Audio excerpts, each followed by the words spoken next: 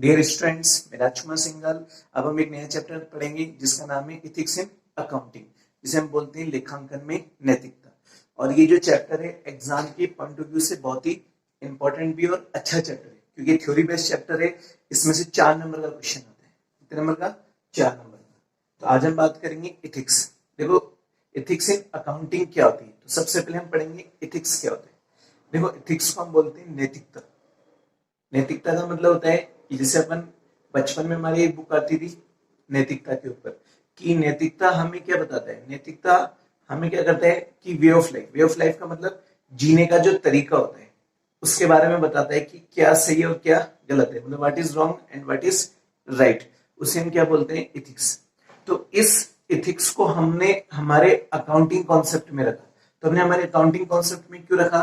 क्योंकि अकाउंटिंग करने का हमारा जो मेन मोटिव होता है कि provide the information of various users, कि मतलब जो हमारे पास बहुत सारे जो यूजर्स होते हैं उनको क्या कर सके, प्रॉपरली इंफॉर्मेशन प्रोवाइड करा सके। तो अगर हम अकाउंटिंग जब करेंगे तो अकाउंटिंग में अगर गलत इंफॉर्मेशन देंगे कि विंडो ड्रेसिंग का सहारा लेंगे, विंडो ड्रेसिंग का मतलब कि कोई चीज 100 रुपए की हम उसको 500 रुपए में दिखा रहे हैं और ज्यादा दिखावटी करें, जिससे कि हमारी जो बैलेंस शीट है और हमारा जो प्रॉफिट है वो ज्यादा दिखे, तो इन्वेस्टर्स क्या बोलेगा, ये तो कंपनी बहुत अच्छी, क्योंकि इस कंपनी की बैलेंस शीट मतलब इनकी जो वर्थ है प्लस इनके पास जो प्रॉफिट है बहुत ही अच्छा रहा है।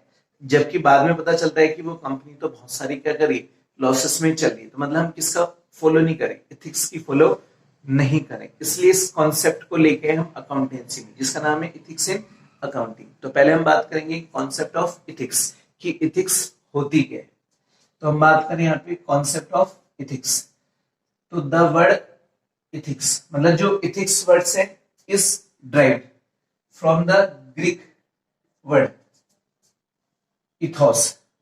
तो सवाल में क्या कह रहा है, मतलब कॉन्सेप्ट में क्या कह रहा है कि जो इथिक्स वर्ड्स निकल के आए वो ग्रीक वर्ड, ग्रीक वर्ड का मतलब कि भाई हमारी जो ग्रीक जो शब्द है उसके इथोस से निकल के आए, जिसका मतलब क्या होता है, character, ideas and way of life.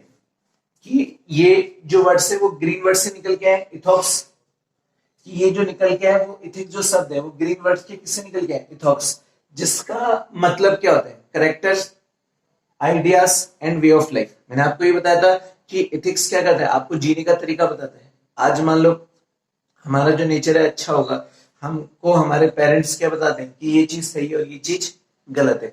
तो उसी तरह क्या हो रहा है कि इथिक्स अगर हमारे अंदर अच्छी क्या होंगे, विचार होंगे, अच्छा करेक्टर्स होगा, तो हम अच्छी ग्रोथ करेंगे नहीं करेंगे। तो वही चीज यहाँ पर कह रहा है। तो इसका मतलब समझ में आ गया, characters, ideas and way of life. फिर इथिक्स में बी डिफाइंड, इथिक्स को हम डिफाइन कर सकते हैं as the study of human behaviour. इसमें ह्यूमन बिहेवियर क्यों ले रहे हैं, क्योंकि इथिक्स वर्ड्स जो जनरली लगता है वो ह्यूमंस के लिए लगते हैं, क्योंकि मानव ही एक ऐसा व्यक्ति जो किसी चीज को समझ सकता है, किसी चीज को समझा सकता है। कि समझने की जो क्षमता होती है, बोलने की जो क्षमता होती है, वो किसमें होती है, मानव में होती है। इसलिए जनरली जो इथिक्स वर्ड्स जो डिफाइन किया गया है वो ओनली ह्यूमन बिहेवियर की स्टडी को डिफाइन करता है। और दे define what is right and what is wrong for moral point of view. Moral point of view का मतलब कि एथिक्स जो डिफाइन कर रहा है वो आपको ये बता रहा है कि क्या सही और क्या गलत है। या फिर दूसरे वर्ड्स में क्या कर सकते हैं, it provides guidelines regarding what should be done. कि मतलब ये आपको क्या करता है, ऐसी गाइडलाइंस देता है कि क्या सही है और क्या गलत है। And what should be avoided, मतलब हमें किस चीज को अवॉइड करना चाहिए जो कि क्या गलत है, और व्हाट शुड बी डन, हमें क्या करना चाहिए जो कि क्या सही है। वो कौन बताता है, एथिक्स बताता है। आज जैसे मान लो हम रोड पे चल रहे हैं, तो हमने क्या किया, किसी व्यक्ति का पर्स चोरी कर लिया, तो क्या वो हमारा एथिक्स है? नहीं है, क्योंकि वो चीज गलत है ना। तो ये हमें कौन बताता है, समाज बताता है, हमारे पेरेंट्स बताते हैं, पुलिस वाले बताते हैं कि भैया आप जो ये काम कर रहे हो, चोरी करना या फिर लोगों से क्या करना, झगड़ा मोल लेना, उत्पाद मचाना, तो ये सब क्या है, गलत है नहीं।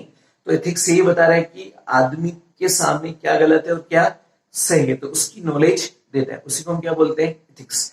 इसलिए इस वर्ड्स को हमने किस में रखा है, अकाउंटेंसी में रखा है। यहाँ पर हम बात करेंगे एथिक्स के डेफिनेशन की। तो हम बात करें यहाँ पर definition according to R Wayne Mondy. तो हम किसकी बात करें, आर वाइने मोदी की अनुसार। तो हमने क्या लिखा है, एथिक्स इज ए सब्जेक्ट, मतलब एथिक्स का एक सब्जेक्ट है which is related to good and bad और right and wrong of moral duty. मतलब एथिक्स एक ऐसा विषय हो गया जो कि गुड एंड बैड, मतलब जो अच्छा है, जो बुरा है, जो सही है या फिर गलत है, जो आपकी मॉरल ड्यूटी थी उससे क्या होता है, रिलेटेड होता है। हमने ये पढ़ा है कि एथिक्स आपको बताता है क्या सही और क्या गलत, उसी को क्या बोलते हैं, एथिक्स बोलते हैं। फिर हम बात करेंगे यहाँ पर नेचर ऑफ एथिक्स की। तो पहला क्या लिख रहे हैं, रिलेटेड टू ह्यूमन बींग्स। तो ये किससे रिलेटेड होता है, ह्यूमन बींग से। मतलब ethics is related only for human beings, मतलब केवल और केवल किससे रिलेटेड होता है, ह्यूमन बींग से। क्योंकि मैंने आपको क्या बताया था, मानव ही एक ऐसा व्यक्ति जो किसी चीज को सोच सकता है कि क्या गलत है और क्या बुरा है। इसलिए जो एथिक्स शब्द जो निकल के है वो ओनली किसके लिए निकल के है, ह्यूमन बींग्स के। फिर सेकंड क्या कह रहे हैं, नो टाइड। टाइड का मतलब होता है बंधा हुआ नहीं है, to the boundaries of time and place. तो कहने का मतलब क्या हो रहा है कि एथिक्स का कोई पर्टिकुलर टाइम और प्लेस नहीं होता है, मतलब एथिक्स कभी भी और किसी भी समय अप्लाई किया जा सकता है। आज जैसे मान लो इसका कोई टाइम फिक्स नहीं कि एथिक्स जो अप्लाई होगा ओनली 2 से 5 बजे होगा और इस प्लेस पे होगा। आज मान लो हम जयपुर से दिल्ली जा रहे हैं या दिल्ली से बॉम्बे जा रहे हैं, तो अगर हमें बॉम्बे में कोई गलती लगेगी कि कोई व्यक्ति गलत काम कर रहा है तो हम उसको समझाएंगे, तो हम वहां पर अपने एथिक्स को क्या करेंगे, अप्लाई करेंगे, नहीं करेंगे। क्योंकि एथिक्स में कोई भी टाइम एंड प्लेस की कोई बाउंडेशन नहीं होती और ना ही हमारा कोई समाज या हमारा कोई कानून है ये आपको बताता है कि वे इस टाइम और इसी प्लेस पर आपको एथिक्स यूज करना है, उसके बाद यूज नहीं करना है। इसलिए हमने क्या लिखा है, no tied to the boundaries of time and place. बात करें रिलेटेड टू सोशल साइंस, और एथिक्स जो किससे रिलेटेड होते हैं, सोशल साइंस होते हैं। क्योंकि आज हम जो जीते हैं वो किस में जी रहे हैं, समाज में तो जी रहे हैं। तो समाज में हम एक सिस्टमेटिक वे से क्या करें, अपनी लाइफ को फॉलो करें नहीं करें। तो इसलिए हम बोलते हैं कि एथिक्स जो रिलेटेड है वो किससे हो गया, सोशल साइंस से हो गया। तो इस तरह हम क्या बात करें, नेचर ऑफ एथिक्स की। डियर स्टूडेंट्स, अब हम बात करेंगे सोर्स ऑफ एथिक्स की। जैसे हम बोलते हैं नैतिकता के स्रोत, कि सोर्स ऑफ एथिक्स का मतलब कि आज हम एथिक्स कहाँ से सीखते हैं। भाई आज जैसे मान लो कोई बच्चा जन्म लेता है तो अब वो सीखेगा कहाँ से। तो हम बात कर रहे थे कि सोर्स ऑफ एथिक्स आते कहाँ से।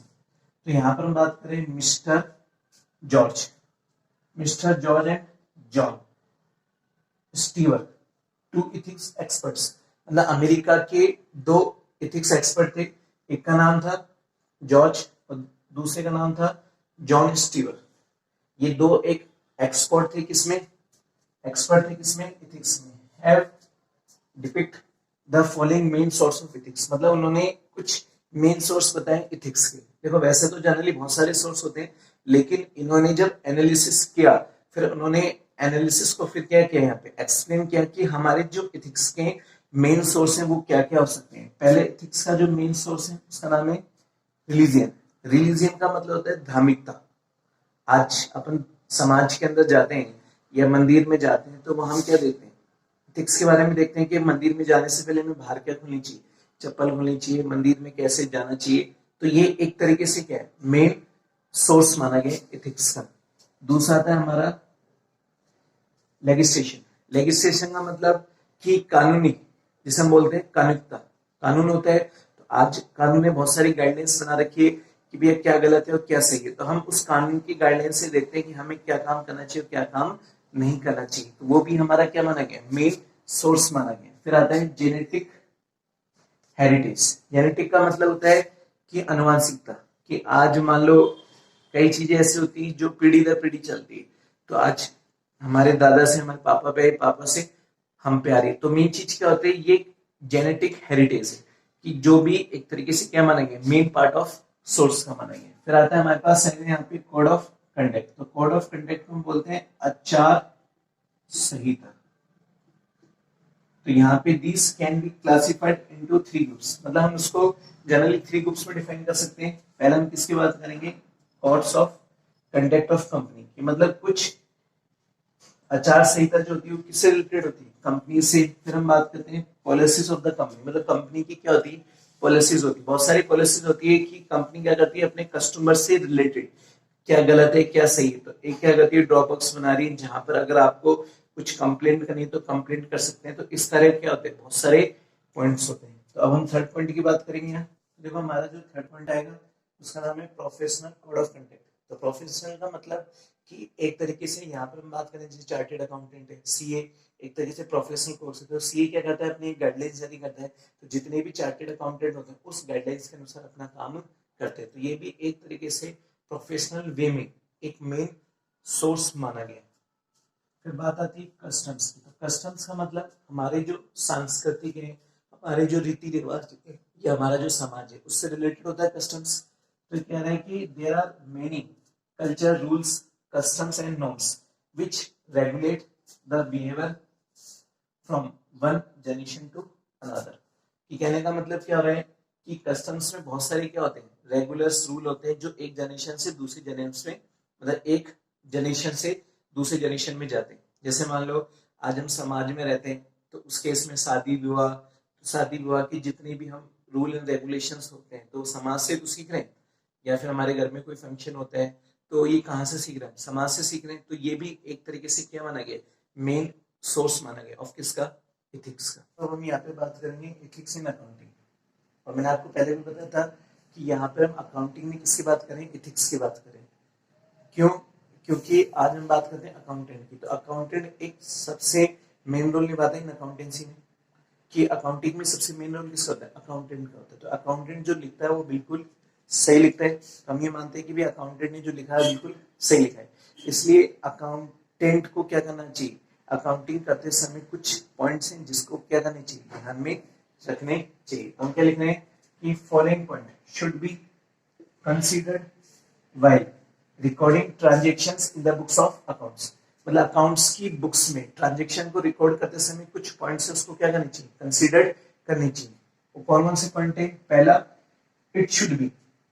it should be ensured that all transactions relating to the business have been recorded in the books of accounts and nothing has been left unrecorded।